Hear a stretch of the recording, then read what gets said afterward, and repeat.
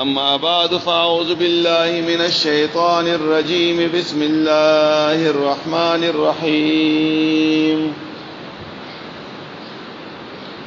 قل يا عبادي الذين أسرفوا على أنفسهم لا تقنطوا من رحمة الله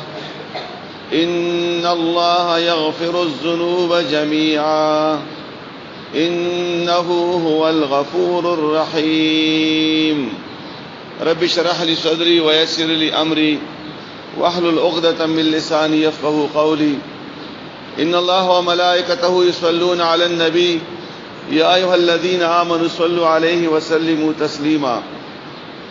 اللهم صل على محمد وعلى آل محمد كما صليت على إبراهيم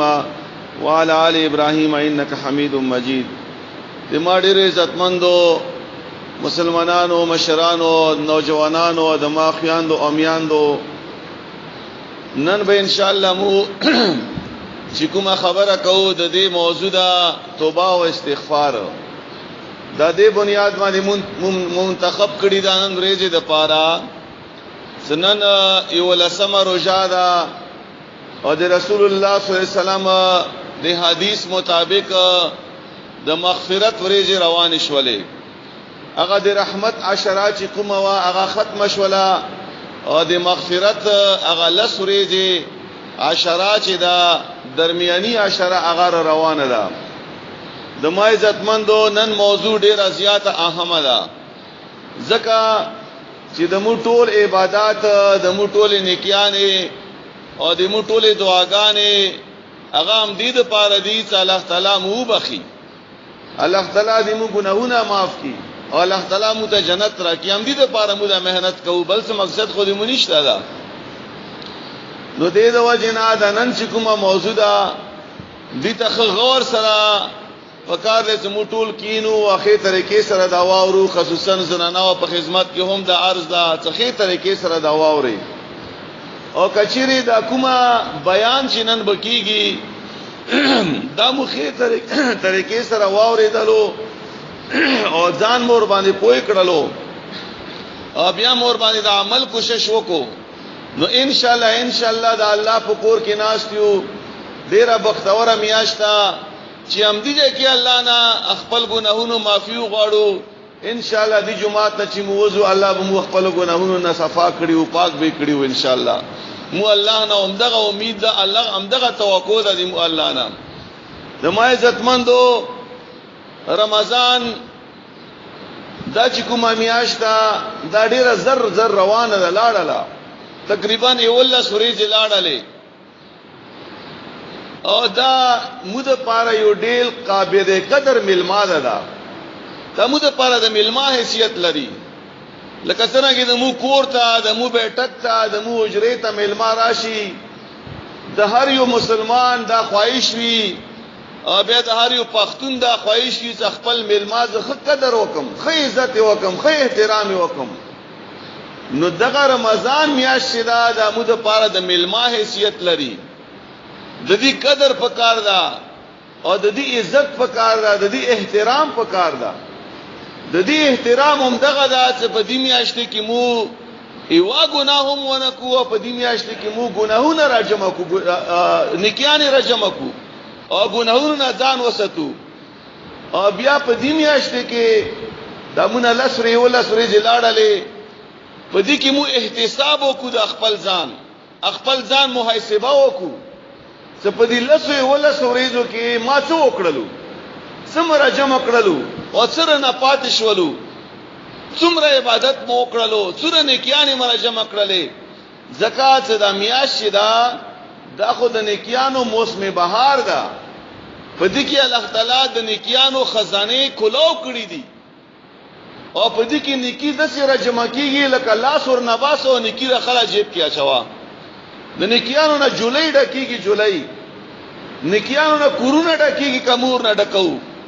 دمو دا قبر چې کوم دا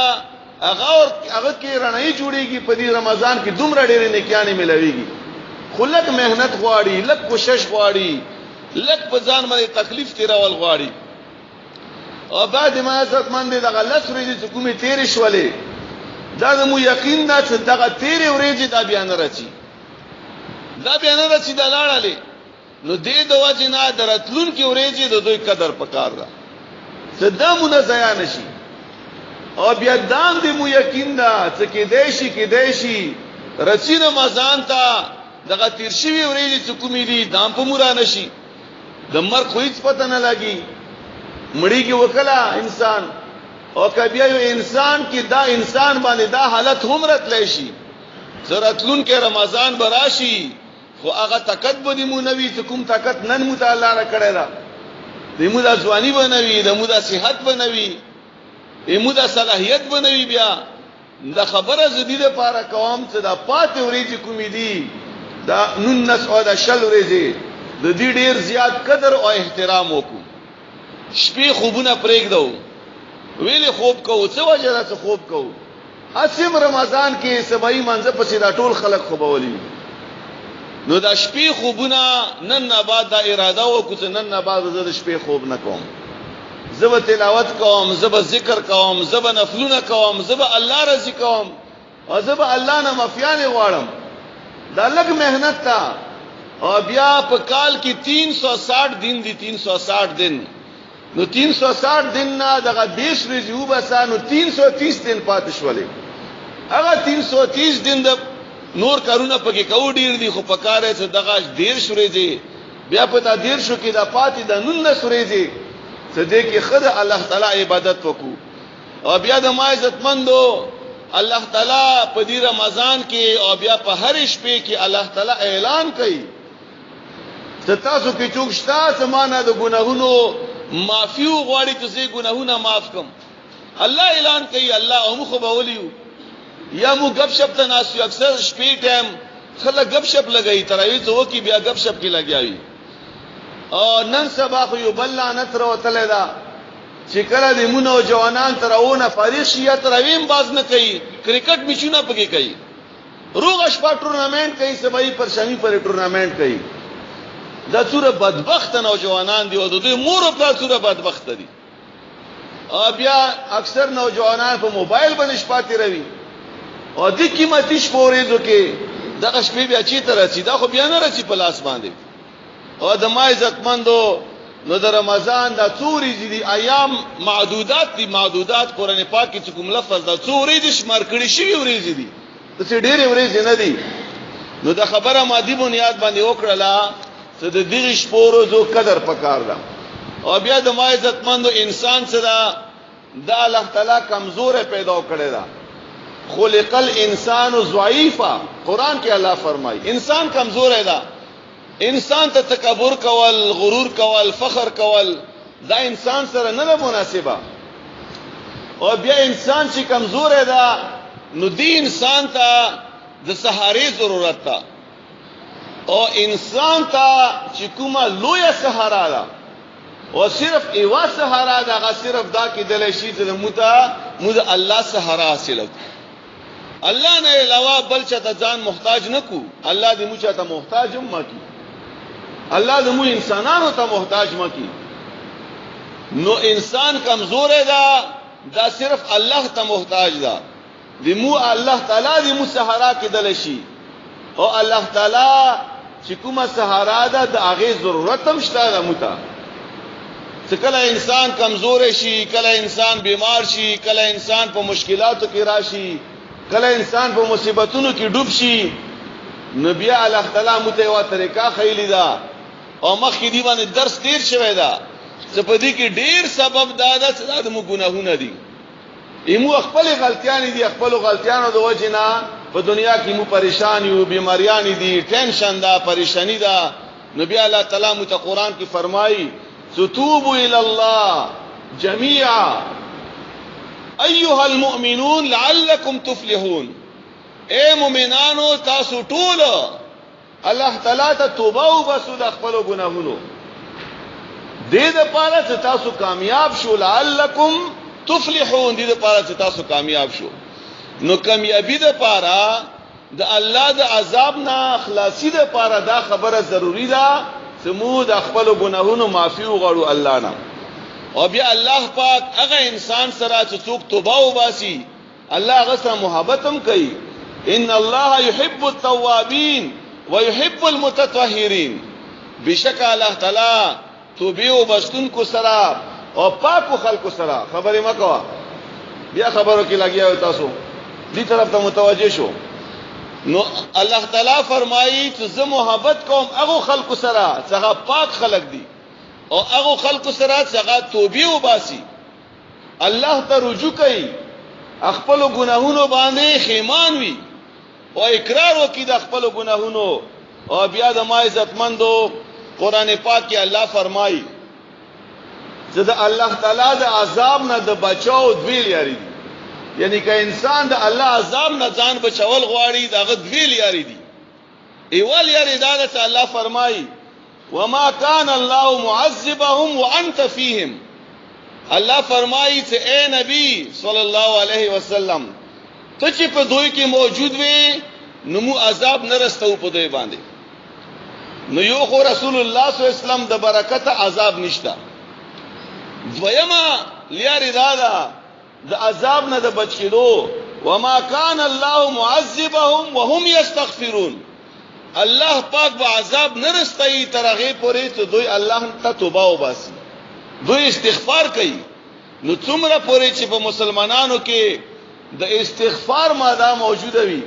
الله نه معافي غواړي ګناهونو نو الله تعالی بخپل عذاب نه رسي ودا د الله تعالی وعده ده موږ لپاره. او بیا د ما عزتمندو د مؤمن صفت الله بیانوي په قران پاک کې چې والذین اذا فعلوا فاحشه کله چې د مؤمن د بهایي کار وکي بد اخلاقی کار وکي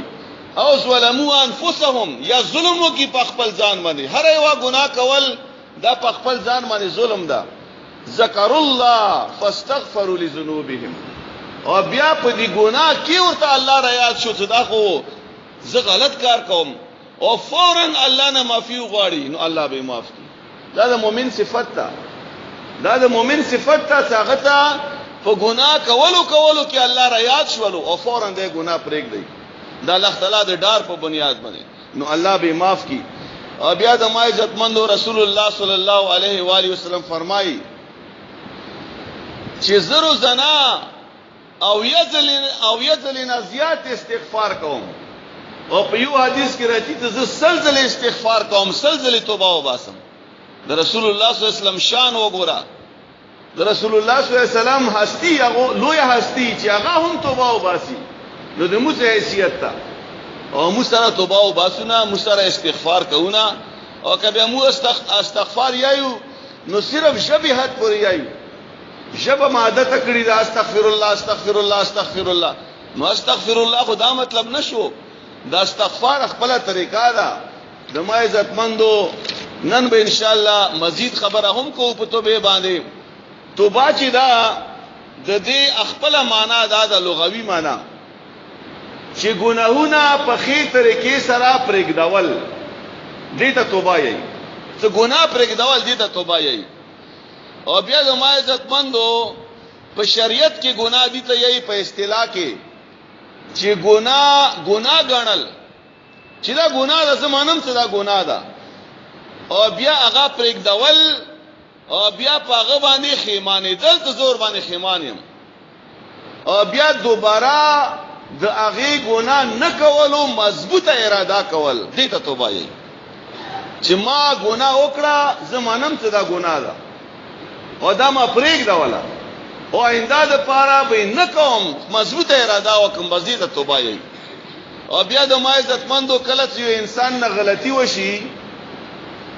نو دې غلطي او د دې سزا بچ کولو د پاره درې طریقې دي. درې لکه یو مجرم دا په عدالت کې پیش ولو هغه جرم کړی دا نو هغه د پاره درې لارې دي. ایوال یاره دا چې دې بالکل جرم نه انکار وکړي چې دا جرم ما نه کړی ما قتل نه کړی بس ما دا غلطی نه کړی عدالت کې دې انکار وکړي. او دویمه طریقه دا چې جرم نه انکار خو نه کی خو هغه د پاره دې جواز تلاش کی چې دا جرم ما ځکه کړی دا جرم ما ځکه کړی دا چې دا وجوا. او دریمه طریقه دا چې د جرم او د ګناه اعتراف وکړي د مجرم او بیا معافي وغواړي دې توبه یې. بس دا دریم چې کوم صورت ته دې ته توبه یې چې موږ ګناهګار یو، مو خطاکار یو، مو اعتراف کوو په دې خبره باندې چې الله موږ ګناهګار یو، یا الله تعالی معافي غواړو، باندې ته بیا توبه یې. او د ما عزتمندو د توبه چې دا یو ډیر زبردست گنجائش تا مو د پاره په دې دین کې او په اسلام کې که توبه نه وي نو مو به تباہ او برباد وي. کومه د مستر الله تعالی د مغفرت وعده نه وکړي نو موږ په ګندګیو کې په ګناهونو کې لټ پټ یو ښایو، نو مو به څه کوله. نو دې د وجنا رسول الله صلی الله علیه و آله وسلم فرمایي توبه په باره کې او هغه انسان په باره کې څوک چې توبه وباسي چې التائب من الذنب کمن لا ذنب له، د توبهګار سره د سیدا د خپل ګنا نه لکه سره دی ګناه کړی نه وي. بالکل دومره الله مهربان ده. یعنی یو انسان نه ته معافي غواړي د خپل ګناه د خپل غلطي، نو انسان په زړه کې بیا هم څه نه خیره پراتاوي تا د پاره. خو الله هغه ذات تا هغه مهربان بادشاہ الله چې په اخلاص سره الله تعالی نه د خپل ګناهونو معافي وغواړي نو د سیدا خپل بندا صفا کی لکه دی ګناه ډکړي نه وي. بالکل او بیا د ما عزتمندو چې کله یو بچی په کور کې ژاړي، یو بچی نو مور ورته وایي ته مژاړه. اکثر د وړو ماشومان میان دي تنګوي کنه، ژاړي جنجال کوي، مور ورته وایي ته مژاړه خپل شه، او دې بیا ژاړي بیا ټیک خپل شه. دریم ځلې بس بیا یو گزار ورته ویر کې دی بچی ته واچا پیړه ویر کې وای خود دې مور په مقابله کې الله تعالی دومره مهربان ده چې مو بار بار ګناونه کوو الله مو ته چپیړه نه راکړي. او بیا هم الله یې توبه وبس هر شپه الله اعلان کوي، هر شپه اخري حصے کې چې څوک شته خپل ګناهونو نه توبه وبسي او بیا مو ته چپیړه نه راکړي، گزار نه راکړي، سزا مو ته بیا نه راکړي او بیا مهلت راکړي، یوه ورځ نه بلې ورځ ته مهلت، بلې ورځ نه بلې ورځ ته مهلت. نو دې د وجنا په سوره اعراف کې الله فرمایي ورحمتي وسعت كل شيء، د ما رحمت صدا د په هر شی باندې خور ده، هر شی نه دا زیات ده. دا د مور مهرباني نام زیات ده، دا د پلار مهرباني نام زیات ده، دا د استاد مهرباني نام زیات ده، دا د هر چا مهرباني نه دا زیات ده د الله رحمت. نو دې د وجنا د الله رحمت د پاره پکار دې چې مو وخت خو وبسو چې د الله رحمت رواخلو، د الله مغفرت رواخلو. او بیا د ما عزتمندو په قران کې الله تعالی فرمایي په سوره زمر کې چې اے نبی صلی الله علیه وسلم تدي خلقو تویا چې یا عبادی الذین اسرفوا علی انفسهم، اے خلقو تاسو په خپل ځانونو باندې زیاتې کړی دا، یعنی ګناهونه مکړي دي. لا تقنطوا من رحمت الله، د الله د رحمتنا نو امید کېږو ما، الله به معاف کی خو معافي ورنه وغواړه. ان الله یغفر الذنوب جميعا انه هو الغفور الرحیم، بشک الله تعالی د ټولو ګناهونو معافي کوونکی دا، او بشک الله چې دا غ معافي کوونکی مهربان ده. او بیا الله فرمایي وانیبوا الی ربکم واسلموا له، او تاسو عجزی وکي الله تا، سر ټیټ کوي الله تا او تابعدار شو الله تا من قبل ان یاتیکم العذاب، دین مخکې ته تاسو باندې عذاب راشي، قیامت راشي، ثم لا تنصرون، او بیا به تاسو سره امداد نشي کېدلی. یعنی توبې د پاره هم خپل یو وخت کله چې هغه حالت راشي چې هغه د مرګ حالت تا، غراري حالت تا، او د قیامت هغه نشانه راشي، آخري نشانه چې مې رسترګه دې طرف نه راوخیږي، مشرق په ځای باندې مغرب طرف نه راشي، بیا خو توبه قبليږي نه، بیا خو توبه لاړه. فرعون چې کله په دریاب کې الله ډوب کړلو نو ډېر چیغي واله چې توبه کوم، توبه وباسم، ډېر چیغي ویلي فرعون سما غلطي کړې ده، ما ګناهونه کړې، زه توبه وباسم، خو الله معاف کړو نه کړو معاف، ځکه چې توبه هغه وخت ور باندې پورا شول بس. نو د مرګ هیڅ پته نه لګي. کومو په نظر کې قیامت لره ده، اعلان کې الله فرمایي چې قیامت نږدې ده، خو مرګ خو نږدې ده، د مرګ خو هیڅ پته نه لګيږي. مرګ خو هر کله راتللی شي، سړی په خوب یولې وي او مرګ براشي، یو دکاندار په دکان کې مصروف وي او مرګ براشي، یو انسان په روټي خوري ته مرګ براشي. دې د وجنا د خپل ګناهونو اعتراف پکار دا او د خپل ګناهونو معافي چې دا د الله نه غوښتل پکار دي. او بیا د ما عزتمندو د الله رحمت ته ګورا چې الله سره مهربان بادشاہ ده. رسول الله صلی الله علیه و آله وسلم فرمایي د حدیث قدسی دا چې ابن آدم انک ما دعوتنی ورجوتنی غفرت لك على ما كان منك ولا ابالي. دې طرف ته متوجه شي لونه الله تعالی په خپل فرمایي رسول الله صلی الله علیه وسلم په حدیث کې فرمایي چې الله تعالی به د انسان ته وایي چې د ادم بچیا اے بنی ادمه تا مانا دعاګانې ویلې نه غوښتلې او تا مانا امید ویلې نه ستلو په دنیا کې کني ما به تا ټول ګناونه معاف کړیو او د ما په خدای کې هیڅ فرق نه راتلو خو تا غوښتي خو وای کنه تا غوښتي وای نو ما به درکړی وای. او بیا وتا الله فرمایي چې ابن آدم اے د ادم بچیا لو بلغت ذنوبک عنان السماء کچېره د تا ګناهونه اسمان ته رسیدلی وای دور زیات وای چې اسمان ټچ کړي وای اسمان ته رسیدلی وای ثم استغفرتنی او بیا تا مانه معافي غوښتي وای غفرت لك نو ما به ته معاف کړي ولا ابالي او د ما په خدای کې هیڅ فرق نه راتلو د ما په طاقت کې هیڅ کم نه راتلو د ما په خزانو کې هیڅ کم نه راتلو خو تا معافي غوښتي وای کله تا ډیر ګناهونه وای. او بیا د ما عزتمندو بیا ورته فرمایي چې ابن آدم اے د ادم بچیا لو انك اتيتني بقراب الارض خطايا کچری تا دومره ګناهونه کړی وای چې دا ټول ازمکه ورنه ټکه شي وای دا ټول ازمکه ټکه شي وای ثم لقيتني لا تشرك بي شيئا او بیا ته ما ته راغلی وای او ما نه د معافي غوښتي وای په داسې حالت کې چې تا شرک نه وای کړی نو لاتیتک بقرابها مغفرة نو ما به تا ته دغه ټول ګناهونو معافي کړی وای. ګوره الله په خپل فرمایي چې ما نه معافي وغواړه ما نه مغفرت وغواړه او موږ سره دوره وخت نشته چې معافي د پاره مغفرت د پاره ټایم وبسو وخت وبسو. او بیا د ما عزتمندو حضرت ابو هريره رضی الله تعالی عنہ نے روایت تا چې رسول الله صلی الله علیه وسلم فرمایي دا خبره ما بار بار وکړه خو بقاعده کا حدیث ده سیدا چې دمو پروردگار دمو الله دا په هر شپې اخري حصے کې دا اعلان کوي درې اعلانات کوي درې چې څوک شتا سمانه دعا وکي او زه داغه دعا قبول کم څوک شتا سمانه چې شو غواړي او زه هغه ته هغه شی ویر کم او څوک شتا سمانه د ګناهونو مغفرت وغواړي او زه داغه ګناهونه معاف کم ځکه چې ان الله یغفر الذنوب جميعا انه هو الغفور الرحیم. او بیا د ما عزتمندو رسول الله صلی الله علیه و آله وسلم ته یو کس د پیغمبر علی السلام په خدمت کې حاضر شولو فرمایي چې دا کس دومره بوډاو چې د دې د سترګو دغه ویخته د وریځي چې دی دا اوس پینوي دوره د بوډاو کمزور او بوډاو او دې راغلو نو رسول الله صلی الله علیه وسلم ته فرمایي چې یا د الله نبی ز ډیر ګناګار یم ما وړه ګناهونه هم کړی دي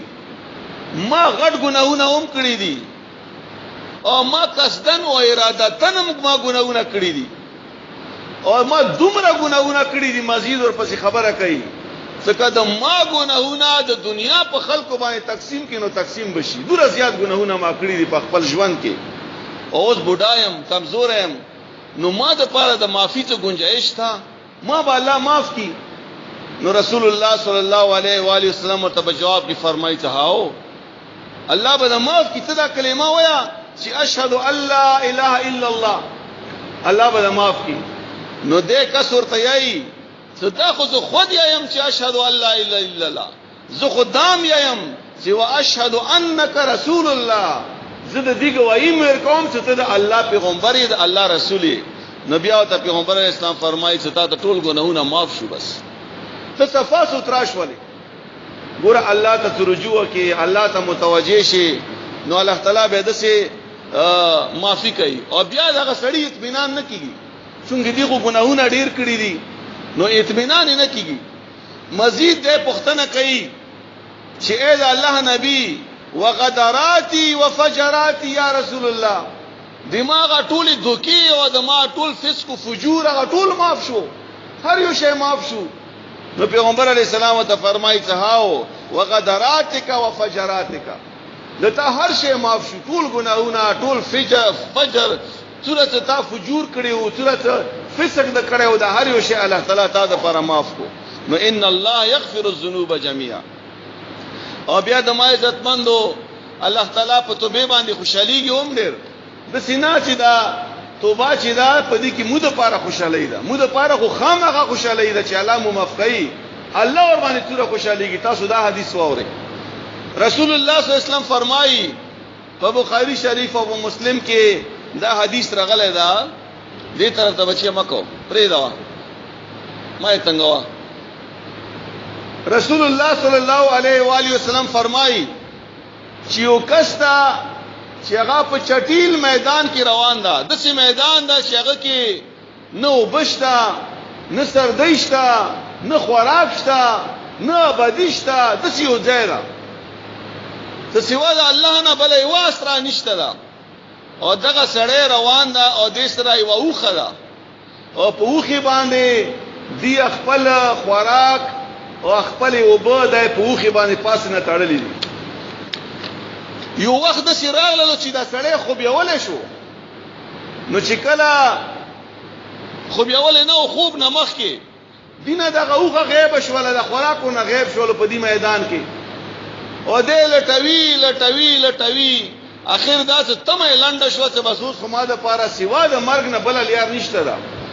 نو بس پام دې سوچونو کې د خو بیاول شو چې کله د خو بیاول شو نو خوب نه بعد د رويخ شو تر رويخ شنو خو ورته ولاړ ده او خمنا خوراکم نه او بوم دی اړ یو شی ده نو دا سړی به څوره خوشحال شي چې ژوندۍ واپس راغله نو رسول الله صلی الله علیه وسلم فرمایي چې دغه گمراه انسان دا ورک انسان دې چې توبه وبسینو الله ور باندې دومره خوشاليږي لکه دغه سړی ور باندې په خپل یوخي باندې خوشحال شي چې ما دا ورک سړی او دا ما تراغلو واپس دغه سړی چې دا شیطان په خپل قبضه کې خسته وو او دغه انسان چې دا جهنم ته روانو زه ما ته بیا واپس راغلو نو الله د انسان په توبه باندې دومره زیات خوشاليږي او بیا د ما عزتمندو یو واقعیا په حدیثو کې راغلی دا حضرت ابو سعید بن مالک بن سنان الخدری رضی الله تعالی عنہ روایت کړي فرمایي چې رسول الله صلی الله علیه وسلم و فرمایلو سمخ کې زمانه کې یو کس وو چې هغه 99 قتلونه کړیو 99 یو کم سل قتلونه کړیو دا مشهوره خبره ده تاسو ته معلومه وي کېدای شي نو دغه کس په خپل ګناهونو باندې په خپل قتلونو باندې د خیمانو چې دا خو مخنه دي کړی نو د یو راهب تراغلو راهب تا یو عیسایانو مولا او هغه تراغلو هغه ته ویل ته ما د سینینانو قتلونه کړی دي ما د پاره څه د معافي گنجائش تا هغه ورته زنا نینان مې قتلونه کړی دي او ته به معافي غواړي نو هغه ور باندې قتل کړو سل شو اسیم معافي نه کیږي نینان مې خاصی دي راشه دام ورکته سل خوشینو سل قتلونه وکړو څو اخبار دې پام دي تلاش کې وو یو عالم تراغلو څنګه حق پرست عالم وو هغه تراغلو هغه ته ویلو چې ما د سل قتلونه کړی دي ما د پاره څه معافي شته هغه ورته ویل نشته معافي الله نه ته معافي وغواړي الله به معاف کړي خو دومره کار وکا چې دې زمکه نه لاړ شه د زمکه تا د پاره ټیک نه ده په دې کې تا قتلونه کړی دي تا ګناهونه کړی دي ته دینه هجرت وکړه بل زمکه ته لاړ شه او الله به تا معاف کړي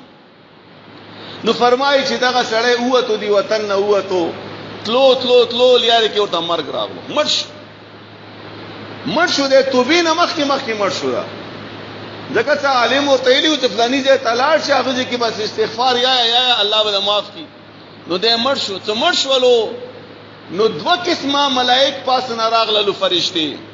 یو د عذاب فرشتي وي او یو د رحمت فرشتي وي دي دواړو فرشتو جګړه شولا بازو یلو هغه د رحمت فرشتو چې د دې روح به مو چې ته وپاسا ځکه چې دغه توبې طرف ته روان وکنه خیمان خو په خپل ګناونو انور ورته ویل چې نه یا کوئی توبه وبستلی نه و توبه خو یو بستری نه وا نو دې ته به عذاب ملويږي. نو الله تعالی خو د هر څه ګوري. نو الله تعالی دی ملائکه ته ویلو چې تاسو یو کار وکړئ، تاسو د دې سړي ناپو کوي ناپو څه دې کوم ځای نه روان ده خپل وطن کوم ده هغه علاقه هم ناپ کوي او کوم ځای ته روان ده هغه علاقه هم ناپ کوي. کوم طرف ته د دې فاصله کم وي نو ماغه طرف ته فرشتي د دې روح چت کی که کوم ځای ته روان ده اخ طرف ته فاصله کم وا نو بیا خدا ما بخله ده بس. او کچيري اخ طرف ته فاصله کم وا چې کوم ځای نه روان ده نو بس بیا د عذاب فرشتي د دې روح راوي چت کی. نو فرشتي لګیا شول او فرمایي په حدیث کې راځي چې په اصل کې د دې انسان فاصله چې وا اخ طرف ته کم وا چې کوم طرف نه دی روانو یعنی د عذاب مستحق و دا د ناپ مطابق خو الله پاک هغه فاصله او تزیات کړل الله او تزیات کړل. نو الله وبخلو صرف په احساس باندې په احساس دې احساس شی او د ګناګار اندامه غلط کار کړی. نو الله دومره مهربان بادشاہ ده خو چې موږ لږ مهنت وکړو خپل ګناهونه پرېږدو او الله نه بیا قرباني معافي وغواړي او د بیا د ما عزت مندو الله تعالی بیا فرمایي مخکې چې وانیبو الی ربکم د آیت ماول بیان کړلو چې تاسو رجوع کوئ خپل رب ته متوجه شو خپل رب ته او تاسو سر چټ کو خپل رب ته دینه مخکې چې تاسو باندې عذاب راشي او چې کله عذاب راشي بیا به تاسو سره هیڅ کوم امداد نشي کولای. او بیا الله تعالی فرمایي چې رسول الله صلی الله علیه وسلم فرمایي چې د ګناهونو مثال د سیدا چې یو انسان ایوا ګناه وکي د دې ځړ باندې یو تور ټپه جوړ شي تور داغ ولګي کچيري دې د خپل ګناه معافي وغواړي نو زړه صفا شي او که معافي نه غوښتله بیا ګناه وکړه نو بل دا قرباني ولګي بیا ګناه وکړه بل دا قرباني ولګي همدارنګي د دې د ځړ دا تک تور شي زړه تور شي نو دې ځړ باندې کې به الله فرمایي چې ختم الله علی قلوبهم الله مهر لګول دا د دې پسړه باندې چې زړه تور شي الله اور باندې مهر ولګي بس دې بیا نیکی طرف ته نه مایل کیږي دې بیا توبې طرف ته نه مایل کیږي ته به الله توفیق نه ورکړي. نو دې د وجه نه دینه مخکې الله د نه کوي چې موږ تور نشي دا ګوره دې موږ په جمعات کې نه لګي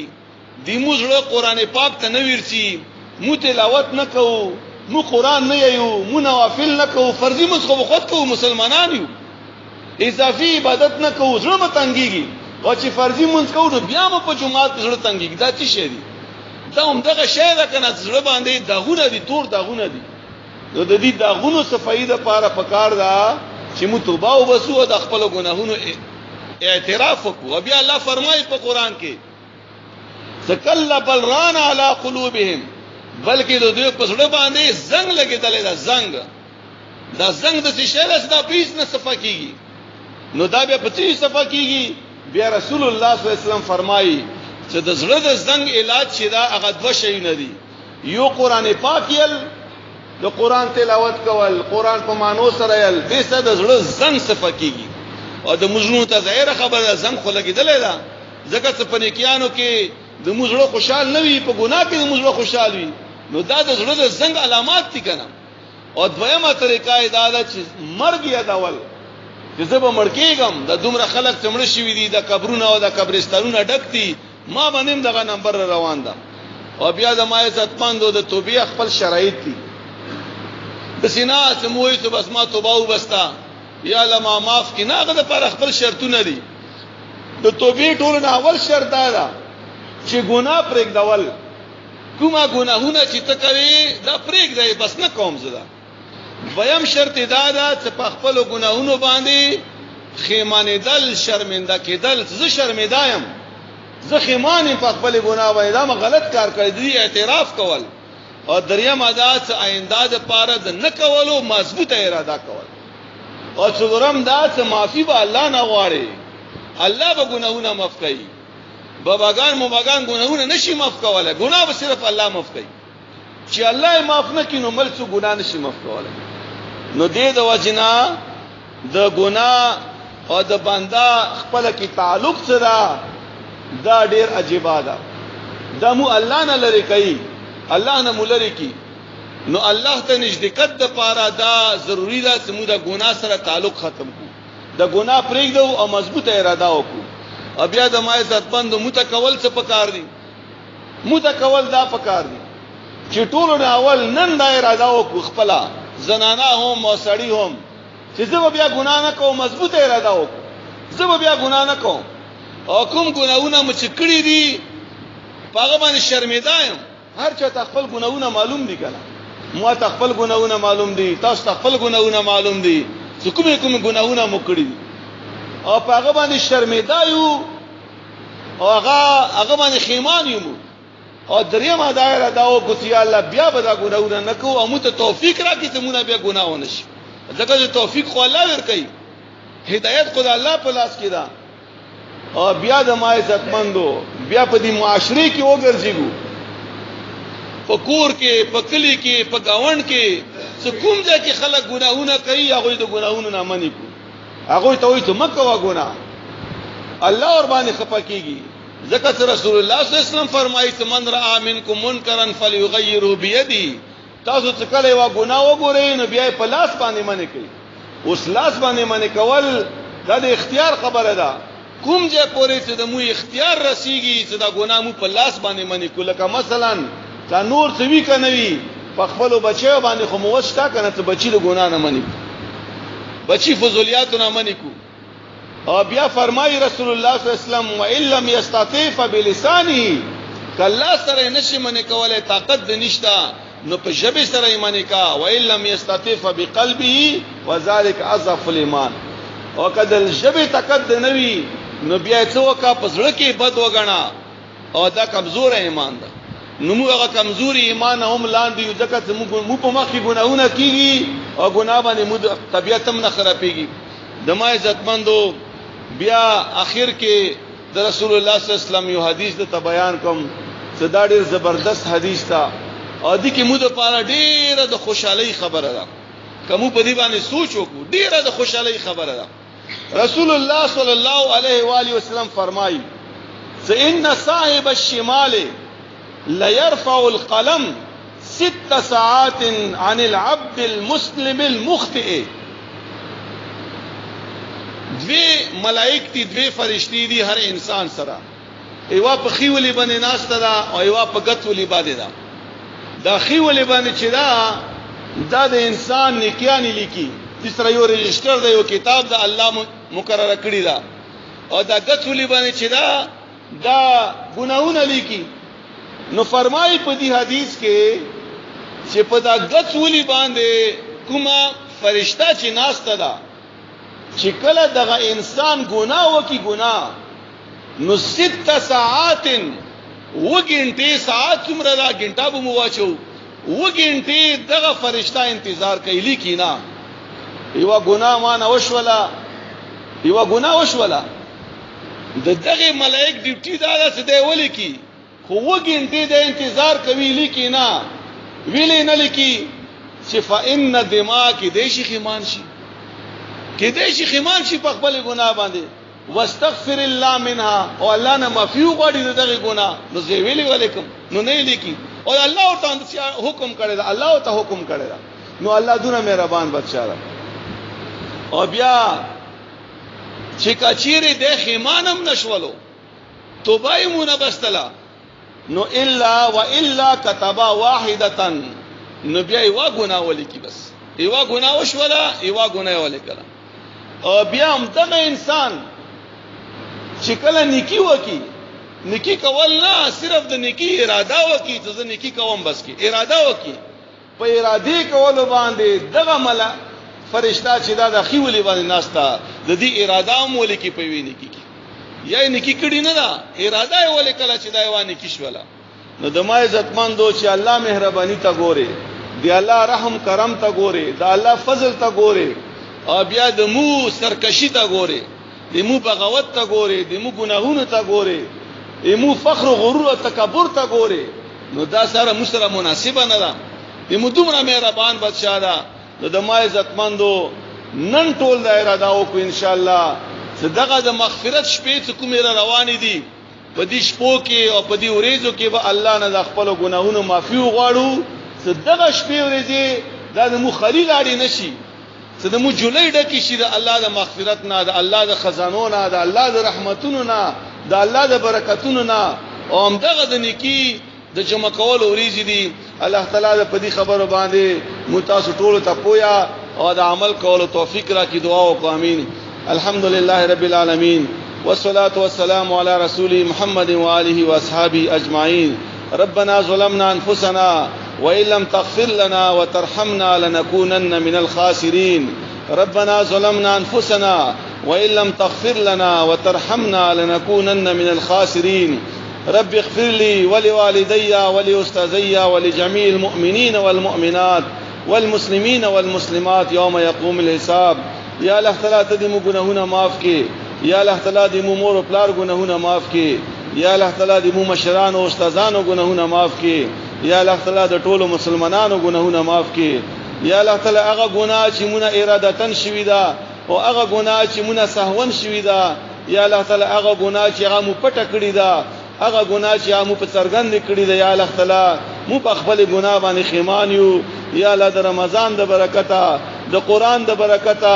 د دې نیک زیاده برکته یا الله تعالی ته دې مو ګناهونه معاف کړي یا الله تعالی آینده کې د ګناهونو توفیق را تراما کړي یا الله تعالی د چا په زړه کې څه قسم ته شری حاجت ته پورا کړي یا الله تعالی څوک بیماران دي ته ورته شفای کامله ورکړي څوک قرضدار دي یا الله قرض نه اخلاص کړي څوک بیا اولاد دي یا الله نیک او صالح اولاد او تویر کړي یا الله تعالی د چا څه اولاد شته نو مور او پلار د پاره د سترګو یخواله وګرځي یا الله تعالی د چا بچی ته بار مسافر دي یا الله تعالی په خپلو هغه سفر کې ته خیر او برکت ورته واچي یا الله هر مصیبت نه وساتي هر مشکل نه وساتي هر تکلیف نه وساتي یا الله تعالی تا طرف نه کوم ازمایش هم څه مو باندې رسی یا الله تعالی داغه ازمایش برداشت کولو توفیق په مو کې واچي یا الله تعالی موږ د قران پوهه راکې قران باندې عمل کولو توفیق راکې یا الله تعالی د رحمت باران وکې یا الله تعالی د رحمت باران وکې یا الله تعالی کوم خلق په دې رمضان کې چې د قران درس د پاره کوشش کوي او ردو د پاره یا الله تعالی دوی په ژوندۍ کې خیر او برکت واچي د دوی په بچیو کې خیر او برکت واچي د دوی په کورونو کې خیر او برکت واچي یا الله تعالی ټول خلق ته د قران علم نصیب کړي د قران پوهه نصیب کړي یا الله تعالی مو په دې وطن باندې رحم وکړي په دې وطن کې امن راولي یا الله خوشحالي راولي یا الله اسلامي نظام راولي یا الله تعالی خمشران په مو باندې مقرر کې څنګه د قران او حدیث باندې عمل کوونی وي یا الله تعالی ټول مسلمانانو منځ کې اتفاق او اتحاد نصیب کړي او کوم ځکه یا الله ته مسلمانانو تکلیف تا یا الله تعالی تا غوي سره مرسته وکي غوي سره ملګری شي غوي سره مدد وکي وصلی الله تعالی علی خیر خلقی محمد و آله و اصحابہ اجمعین